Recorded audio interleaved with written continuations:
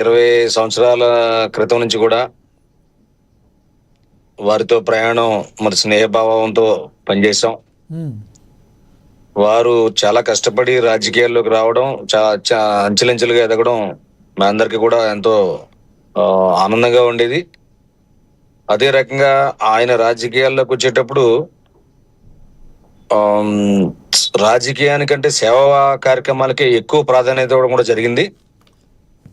దానిలో భాగంగానే ఏ ప్రతిపాడు ఆయన స్వగృహం దగ్గర ఆ, రక్తదాన శిబిరాలు కానీ, జాబ్ మేళాలు కానీ, మెగా మెడికల్ క్యాంపులు కానీ, రకరకాల క్యాంపులు అన్ని కూడా పెడుతూ ఆ మెట్ట ప్రాంతంలో, ఇది ప్రతిభ నియోజకవర్గానికే కాకుండా మెట్ట ప్రాంతం అందరికీ కూడా సేవలు అందించి మరి ఎందరో ఆమ్, ప్రజల మన్ననలు పొంది కంటికి ఆపరేషన్ చేయించి ఎన్నెన్నో కార్యక్రమాలు చేసి ప్రజా హృదయంలో ఇవాళ కూడా ఆయన మరణించడని అనుకునే బదులు ఆయన సజీవంగా ఉన్నాడని మాత్రం భావించవచ్చు.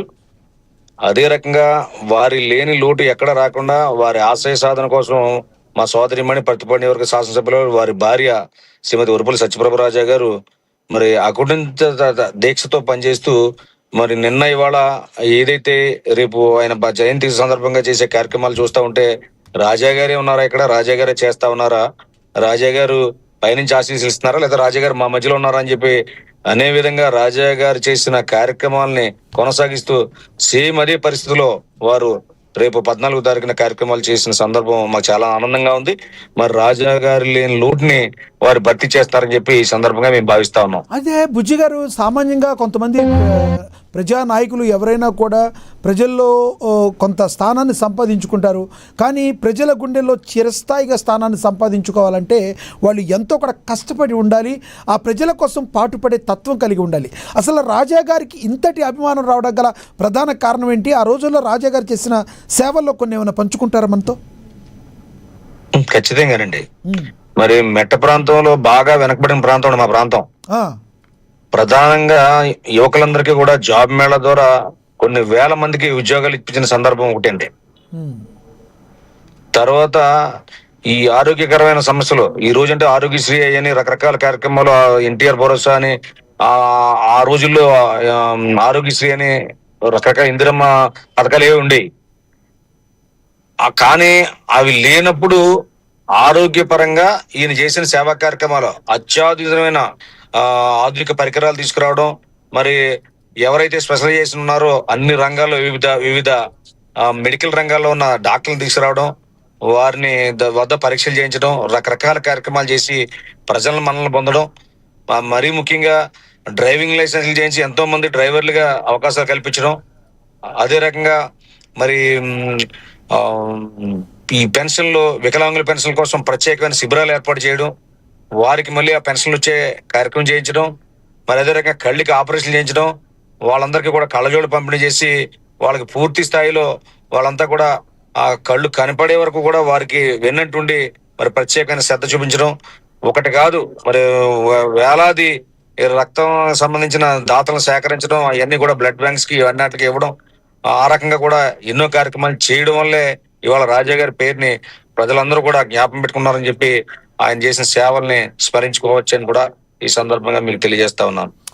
అయితే బుజ్జి గారు, ఇంకొకటి కూడా చెప్పండి. ఎప్పుడైతే ఇప్పుడు రాజా గారు లేకపోయిన తర్వాత ఆ లోటు అనేది ప్రజలకు కనబడుతుంది ఎప్పుడైనా కూడా. అంటే ఒక నాయకుడు లేకపోతే ఆ లోటు అనేది కనబడుతూ ఉంటుంది.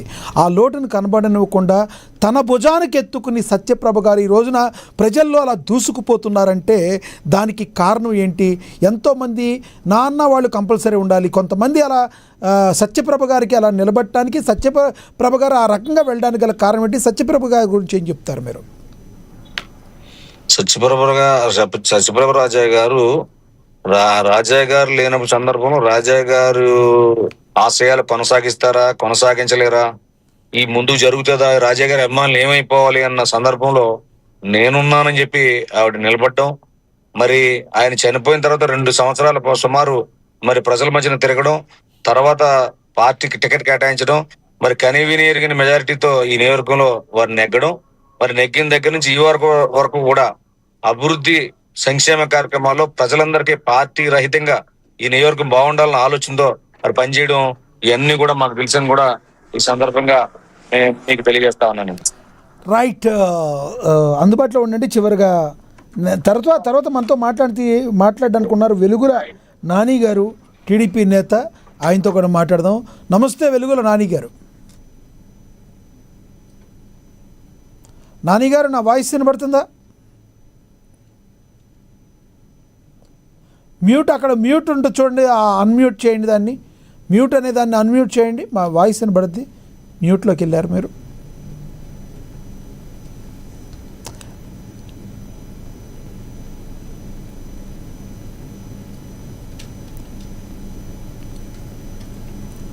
నాని గారు, రైట్. ఫోన్ ఇన్లో ఎవరున్నారు చూడండి ఒకసారి. ఫోన్ ఇన్లో ఉన్న వాళ్ళతో మాట్లాడదాం ఒకసారి. ఈలోపు వెలుగుల నాని గారు మీరు అక్కడ ఎదురుకుండా మ్యూట్ అనేది ఉంటుంది, దాన్ని అన్మ్యూట్ చేయండి. మ్యూట్లో ఉంది అది. నా మాట వినబడుతుందా మీకు?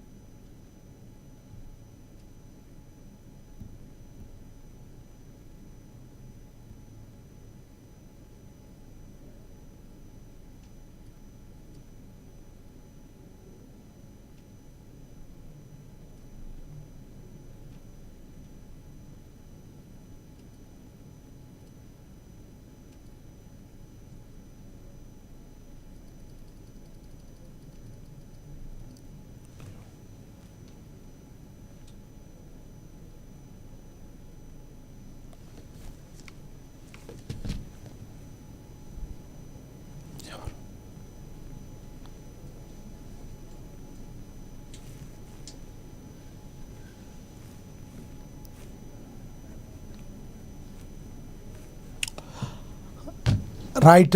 రాజా గారి గురించి ఆయన యొక్క ఏ రకంగా ఆయన ఈ రకంగా సేవలు అందించేవారో తెలియజేయడానికి ఆయన అభిమానులు ఉన్నారు.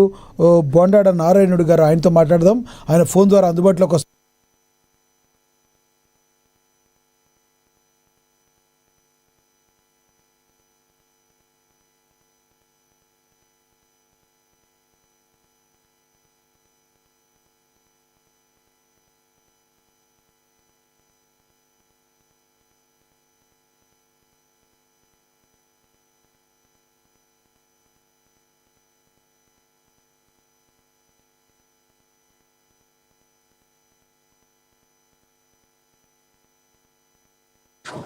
హలో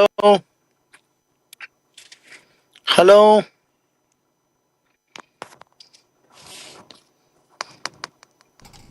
నాని గారు, నా వాయిస్ వినబడుతుందా? వినపడుతుంది సార్. ఎస్, వెలుగుల నాని గారు నమస్తే అండి. నమస్తే సార్, నమస్కారం. వెలుగుల నాని గారు ఒక ప్రతిపాడు ప్రజల గుండెల్లో చిరస్థాయిగా నిలిచిపోయిన నేత వరుపుల రాజా గారు. ఆయన లేని లోటు అనేది నిజంగా ఎవరు పూడ్చలేరు. కానీ ఆయన లేని లోటుని ఈ రోజున ప్రజలకి అలా తీరుస్తున్నారంటే వరుపుల సత్యప్రభ గారు ఉన్నారంటున్నారు. అలాంటి వాళ్ళకి మీలాంటి వాళ్ళు ఎప్పటి నుంచో ఉన్న పిల్లర్లుగా ఉన్నారు మీరందరూ కూడా. ఏం చెప్తారు వరుపుల రాజా గారి గురించి? మీరేం చెప్తారు నాని గారు? ఆయన కోసం నిజంగా ఎంత చెప్పుకున్నా ఇదే సార్. ఎందుకంటే అటువంటి గొప్ప నాయకుని కోల్పోవడం అనేది మా దురదృష్టకరం. ప్రజల ఎందుకంటే చాలా మంచి నాయకుడు, ఎంతో మంది నిరుపేదలకి అనబడ్డాడు సార్. కార్యకర్తని కంటికి రెప్పలా చూసుకునే నాయకుడు ఎవరైనా ఉన్నారంటే అది వరుపుల రాజా గారు ఒకలే. అలాగే ఎంతో మంది ప్రతి సంవత్సరం కూడా ఏదో ఒక సేవా కార్యక్రమం, పిల్లలకి బుక్స్ ఇవ్వడం. హలో, మాట్లాడండి, కంటిన్యూ చేయండి, వినబడుతుంది. పిల్లలకి ఎన్ని స్కూల్స్ అయితే ఉన్నాయి అన్ని స్కూల్స్ కూడా వరుపుల తమ్మారావు గారు ఫౌండేషన్ ద్వారా ప్రతి స్కూల్ కి కూడా బుక్స్ కూడా ఇచ్చేవారండి. అలాగే ముఖ్యంగా చెప్పాలంటే స్టేట్ లో ఎంతో మంది మినిస్టర్లు అడిగారు రాజా గారిని. 289 మంది డాక్టర్లతో మెగా మెడికల్ క్యాంప్ ఏర్పాటు చేశారు. వాళ్ళలో ఎంత సూపర్ స్పెషలిస్ట్ డాక్టర్ని తీసుకొచ్చి అన్ని రకాల వైద్య సేవలు కూడా మా నియోజకవర్గ ప్రజలందరికీ కూడా అందించారండి.